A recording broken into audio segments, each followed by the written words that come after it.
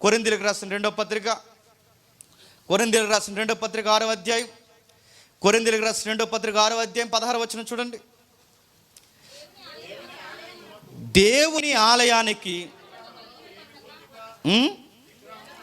విగ్రహములతో ఏమి పొంతిక, మనము జీవము గల దేవుని ఆలయమై ఉన్నాము. ఆగండి, మనం ఎవరంట? జీవము గల దేవుని ఆలయం, దేవుని ఆలయం, దేవుని ఆలయం, దేవుని ఆలయం. ఆ మాట అలా గుర్తుపెట్టుకోండి. ఇప్పుడు 1 కొరింథీ రండి. 1 కొరింథీ 6వ అధ్యాయం 19వ వచనం చూడండి. 1 కొరింథీ పత్రిక 6వ అధ్యాయం 19వ వచనం. మీ దేహము దేవుని వలన మీకు అనుగ్రహింపబడి మీలో ఉన్న పరిశుద్ధాత్మకు ఆలయమై ఉన్నారు. ఇప్పుడు 2 కలిపి చదవండి. మీరు దేవుని ఆలయమై ఉన్నారని ఎరగరా? ఇది 2వ పత్రికలో. 1వ పత్రికలో ఏమని రాస్తున్నాడు? మీరు పరిశుద్ధాత్మునికి ఆలయమై ఉన్నారని ఎరగరా? ఇప్పుడు చెప్పండి, పరిశుద్ధాత్ముడికి ఆలయమై ఉన్నారని ఎరగరా అని రాసిన ఈ కొరింథీయులకు రాసిన పత్రికలోనే మరలా 2వ కొరింథీ పత్రికలో ఏమని రాస్తున్నారు? మీరు దేవుని ఆలయం, దేవుని ఆలయం అన్నా చెప్పండి, పరిశుద్ధాత్మ ఆలయం అన్నా, ఈ ఎక్స్ప్రెస్ను ఎవరికి ఇచ్చాడు? పరిశుద్ధాత్ముడు చెప్పండి 100కి 200% దేవుడు అని బైబుల్ చెబుతుంది. నా మాట అర్థమవుతుందో లేదో? మరలా అంటే మనం పరిశుద్ధాత్మునికి ఆలయం ఉన్నాం అంటూనే మనం దేవుని ఆలయం ఉన్నాం. దేవుడు అంటే పరిశుద్ధాత్ముడు. అందుకే మన దేహాలు పరిశుద్ధాత్ముడికి దేవుడి ఆలయం గనకే ఈ నోరుని జాగ్రత్తగా పెట్టుకోవాలి. నేను ఇక్కడ సీరియస్గా పాట పాడేసి బయటకు పోయి బూతులు మాడతానంటే గుర్తుపెట్టుకో, నువ్వు దేవుని ఆలయంని ఏం చేస్తున్నావు చెప్పు? పాడు చేస్తున్నావు. ఎందుకు బయట మనం బూతులు మాట్లాడకూడదు? మనలో ఒకరు నివసిస్తున్నారు. ఎవరు చెప్పండి? పరిశుద్ధాత్ముడు దోషం అంటే చెప్పనా, ఆయన దేవాలయాన్ని ఆయనకు అనుకూలంగా ఉంచకపోవడం కూడా చెప్పండి ఆయనను దూషించడంతో సమానం. మనం చాలా సంవత్సరాల నుంచి ఫైట్ చేస్తున్నాం. దేవుని పాటలు దేవుని పిల్లలే పాడాలని ఎందుకు అంటున్నాం? ఆలయంలో ఆయన ఉంటాడు కనుక, ఆయన ఆలయంలో ఉంటాడు కనుక ఆయన పాటలు ఆయన ఆలయముగా ఉన్నవారే పాడాలి. ఇక్కడ గొప్ప పాట పాడతారు ఆల్బంలో, అక్కడ పోయి పాడుతా చెప్పండి తీయగా అన్నారంట. అక్కడ పోయి పాడుతా తీయగా పాడుకో. మళ్ళీ ఇక్కడికి ఎందుకు వచ్చావు? ఈ దేహం మీద ఎవరికి రైట్ ఉందో తెలుసా? పరిశుద్ధాత్ముడికి ఉంది.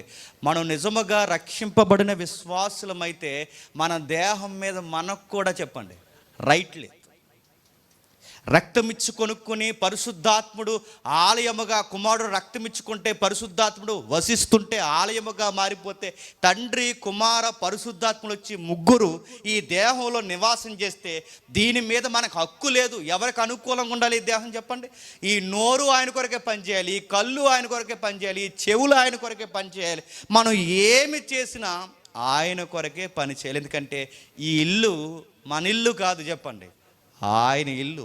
ఆయన ఇంట్లో ఉన్నాడు, ఆయనతో మనం జాగ్రత్తగా ఉండాలి. ఇప్పుడు చెప్పండి, పరిశుద్ధాత్ముడు ఉన్నాడు చెప్పండి, కుమారుడైన దేవుడు ఉన్నాడు చెప్పండి, తండ్రి అయిన దేవుడు ఉన్నారు. ఎవరి వ్యక్తిత్వాలు వాళ్ళకు ఉన్నాయి. మళ్ళీ మొదటి ప్రశ్నకు వస్తున్నాను. పరిశుద్ధాత్ముని ఏరియన్ అన్నవాడు ఎలా ప్రజెంటేషన్ ఇచ్చాడంటే అది ఒక పవర్ అన్నాడు. పవర్ అన్నారు కనుక పవర్ తట్టుకోలేక పడిపోతున్నారంట కింద. అన్నమాట అర్థమవుతుందా? పవర్ తట్టుకోలేక పడిపోతుందా? నేను మనలో అడుగుతున్నానండి, పాత నిబంధనలో కూడా పరిశుద్ధాత్ముడు వచ్చాడు, తట్టుకోలేక సంసోను పడిపోయాడా పడగొట్టాడా చెప్పండి? అదే శత్రువులు మళ్ళీ పడగొట్ట మళ్ళీ అలాగ వెళ్ళిపోతారు. శత్రువు సంసోనులోకి వచ్చాడు, సంసోను సింహాన్ని చీరాడు. దావీదులోకి వచ్చాడు, గొలియాతుని పడగొట్టాడు. సౌలులో ఉండేవాడు రాజరికాన్ని రాజ్యాన్ని యుక్తిగా వివేచనతో పరిపాలించాడు. పరిశుద్ధాత్ముడు పాత నిబంధనలో చాలామంది మీద అక్కడక్కడ దిగుతూ వచ్చాడు. ఎక్కడైనా వాళ్ళు పడిపోయారా? మరి క్రొత్త నిబంధన పట్టుకున్న వారు పడిపోయారు కదా అని కొత్త నిబంధన పట్టుకున్న వాళ్ళు ఎందుకు చెప్తున్నారంటే వీళ్ళు మళ్ళీ రిఫరెన్స్ ఏం చూపిస్తున్నారో తెలుసు? అదిగో ఆ పెంతెకొస్తు దినాన పడిపోయారు అంటున్నారు. అక్కడ పడిపోయినట్లేదు కంటే మరి ప్రజలు ఎందుకు మద్యం తాగినట్టున్నారని ఎందుకన్నారంటే వాళ్ళు ఊగేస్తున్నారనేగా అంటున్నారు. ఆ డిఫెన్స్ మీకు అర్థమవుతుందో లేదో అధ్యక్ష? మళ్ళీ ముఖ్యాంశాలు మొదలెడతాను, వింటున్నారా? అర్థమవుతుందా? మనకి ఎక్కడ పాత నిబంధనలో సంసోన్ దగ్గర కానీ, నెక్స్ట్ చెప్పండి, సంసోన్ దగ్గర కానీ, దావీదు దగ్గర కానీ, సౌలు దగ్గర కానీ, ప్రవక్తలు ఏలియా మీద కానీ, ఎలీసా మీద కానీ, మోసే మీద కానీ ఎక్కడ పరిశుద్ధాత్ముడు దిగిన కార్యాలు జరిగించారు, పడిదొలలేదు. మరి క్రొత్త నిబంధనలో దొల్లినట్టు ఎక్కడైనా ఉందంటే అపోస్తుల కార్యం చెప్తున్నాడు, అక్కడెక్కడ ఉంది? గుండెల్లో రాయడిపోయి ఒక మాట చెప్పనా, అసలు పెంతుకొస్తు దినాన్న భాషే మాట్లాడిన ఒక పరిశుద్ధాత్ముడు వరాన్ని బాగా వినాలి. భాషే మాట్లాడంటే భాష, అన్య భాష మాట్లాడిన ఒక అపోస్తుడు ఉన్నాడంటే మీరు నమ్మగలరా? చెప్పని, ఇప్పుడు ఏం చెప్పనది అలా జ్ఞాపకంలో పెట్టుకోండి. ఎందుకంటే డిస్కషన్ ఉంది, దాని తర్వాత మాట్లాడు. చెప్పాంగా, ప్రకటన చేసాంగా, మేము డిస్కషన్ చేస్తామని. డిస్కషన్ అయిన తర్వాత ఇవన్నీ మనం అప్పటి వరకు మనకి ఎంతవరకు కావాలో అంతవరకు మనం ఆలోచిద్దాం. నెక్స్ట్ మరలా ఇంకా మనం అర్థం చేసుకుందాం. ఎక్కడ చూడండి పరిశుద్ధాత్ముడు ధైర్యం ఇచ్చాడు, కంగారు పడనివ్వలేదు, బెదిరిపోనివ్వలేదు. ఆయన ఎక్కడ తిన్నా ప్రజలకు ధైర్యాన్ని ఇచ్చాడు. అలాంటి ఆయన్ని పవర్ నిజమే, ఆయన వస్తే శక్తినిస్తాడు, ఆయన వస్తే బలం ఇస్తాడు, ఆయన వస్తే నిజమే. కానీ మీరు చెప్తున్న పవర్ ఏంటి? ఊగేయడం అంటున్నారు. అదేం పవరు? పరిశుద్ధాత్మను సంసోన్లోకి వస్తే సింహాన్ని చీరేశాడు, ఆ పవర్ మాకు తెలుసు. దావీదులోకి వస్తే గొలియాతుని కొట్టాడు, ఆ పవర్ మనకు తెలుసు. సొలొమోనులో పరిశుద్ధాత్ముడు ఉంటే యుక్తి అంటే వివేచన జ్ఞానంతో రాజ్యాన్ని పరిపాలించాడు, ఆ జ్ఞానం మనకు తెలుసు. యాజకుల మీదకి పరిశుద్ధాత్ముడు వస్తే గుడారాన్ని కట్టడంలో, దేవాలయాన్ని కట్టడంలో పరిశుద్ధాత్ముడు ఎంత నైపుణ్యతకైనా పని చేయించాడో ఆ పరిశుద్ధాత్ముడి శక్తి మనకు తెలుసు. కానీ మీరు చెప్తున్న పరిశుద్ధాత్ముడు బైబిల్లో లేడు. బయట కనబడుతున్న పరిశుద్ధాత్ముడు వేరు, చెప్పండి, బైబిల్లో కనబడుతున్న పరిశుద్ధాత్ముడు వేరు. ఒకవేళ ఆయన శక్తే అయితే, ఆయనకి వ్యక్తిత్వమే లేకపోతే, శక్తిగా ఉన్నవాడు మాట్లాడకూడదు. కానీ శక్తి కాదు, వ్యక్తి అయితే ఏం చేస్తాడు చెప్పండి? మాట్లాడతాడు. ఎక్కడ మాట్లాడాడు చూడండి ఒకసారి. అపోస్తుల కార్యములు 13వ అధ్యాయం. అపోస్తుల కార్యములు 13వ అధ్యాయం. అపోస్తుల కార్యములు 13వ అధ్యాయం 2వ వచనం చూడండి. ప్రతి రెఫరెన్స్ రాయండి. వారి ప్రభువును సేవించుచు ఉపవాసము చేయుచుండగా పరిశుద్ధాత్మ నేను బర్నబాను సౌలుని పిలిచిన పని కొరకు వారిని నాకు ప్రత్యేకపరచుడని వారితో చెప్పును. ఎవరు మాట్లాడుతున్నారండి ఇక్కడ? పరిశుద్ధాత్ముడు శక్తిగా కనబడుతున్నాడా, వ్యక్తిగా మాట్లాడుతున్నాడా? చెప్పండి. వ్యక్తిగా మాట్లాడుతున్నాడు. మాట్లాడుతున్నాడు అంటే ఆయనకి ఏముందో చెప్పండి? వ్యక్తిత్వం ఉంది. కానీ మీరేమంటున్నారు? బయట పరిశుద్ధాత్ముడు అంటే పవర్ పంపుతున్నాను, పవర్ మైకులోంచి పంపుతున్నాను అంటున్నారు. ఏంటండి పవర్ అనగానే ఏమనుకుంటారంటే అనుకుంటున్నారు. పవర్ అనగానే నేను ఎవరిని ఎద్దేవి చేయట్లేదండి. బయట కనబడుతున్నది వేరు, బైబిల్లో కనబడుతున్నది వేరు. ఆయన మాట్లాడుతాడు, ఆయన చాలా స్పష్టంగా మాట్లాడుతున్నాడు. 2వ వచనం, వారు ప్రభువును సేవించు ఉపవాసం చేయుచుండగా, అందుకే ఈ యొక్క సంఘం ఉపవాసం చేయుచుండగా పరిశుద్ధాత్మ మాట్లాడుతున్నాడు. పరిశుద్ధాత్మ నేను క్రీస్తు కనబడ్డాడు, కనబడకుండా కార్యం చేసేది ఎవరు చెప్పండి? పరిశుద్ధాత్మ. ఆయన కనబడిన వ్యక్తిగా కనబడుతున్నాడు క్రీస్తు, యేసుక్రీస్తు వారు. ఈయన కనబడని అదృశ్య వ్యక్తిగా కనబడుతున్నాడు పరిశుద్ధాత్మదే. అందుకే ఆయన మాట్లాడుతున్నాడు.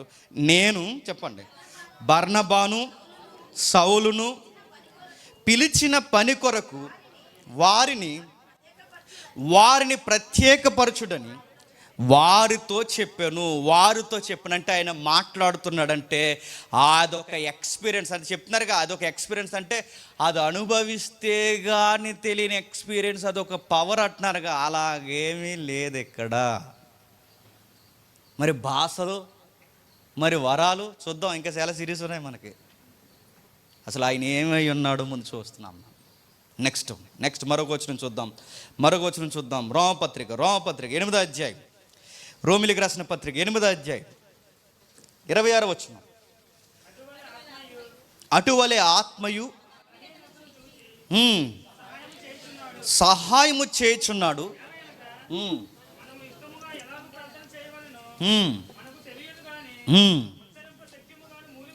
ఉచ్చరింప సఖ్యము కాని మూలుగలతో ఆత్మ తానే మన పక్షముగా విజ్ఞాపన చేయుచున్నాడు. ఇక్కడ మళ్ళీ జాగ్రత్త, ఉచ్చరింప సఖ్యము కాని మూలుగులు అంటే అవి మనం ఉచ్చరించకూడదు, ఆ మూలుగులు మనకి అర్థం అవ్వవు. ఇప్పుడు మరి అదే వాళ్ళు మాట్లాడేది అంటారు. నా మాట అర్థమవుతుందా? పరిశుద్ధాత్ముడు ఎలా ఉన్నాడట? ఉచ్చరింప సఖ్యము కానీ మూలుగులతో మాట్లాడతారంటున్నారు. ఎవరితో? ప్రజలకు కనబడేలా, ప్రజలతో కాదు. మొదటి తరగతిలో మనం చూస్తాం, పాత నిబంధన కాలంలో తండ్రి కార్యము కనిపించింది, సువార్తల కాలంలో కుమారుడు ఇమానుయేలుగా మనతో ఉన్నట్టు కనిపించింది, క్రొత్త నిబంధన కాలం పత్రికల్లో చివరికి పరిశుద్ధాత్ముడు నాతో ఉండి కార్యం జరిగిస్తాడు. ఇప్పుడు బాగా వినండి. ఇప్పుడు ఆయన నాలో ఉంటే మనకు ప్రార్థన చేయడం రాదట. ఎవరికి? మనకి. ప్రార్థన ఎవరికి చేస్తామండి? దేవునికి చేస్తాం, తండ్రికి చేస్తాం. మనం ప్రార్థన తండ్రికి చేస్తే తండ్రితో ఎలా మాట్లాడాలో మన వ్యవహారాలకు తెలియదంట. ఇప్పుడు మనకు ప్రార్థన చేయడం మనకు రాదన్న సంగతి ఎవరికి తెలుసంట? మనలో ఉన్నోడు తెలుసు. ఎందుకంటే మనతో ఉన్నోడికి మన గురించి బాధ తెలుస్తుంది. మనలో ఉన్నవాడు తెలుసు. మనలో ఉన్నది ఎవరు చెప్పండి?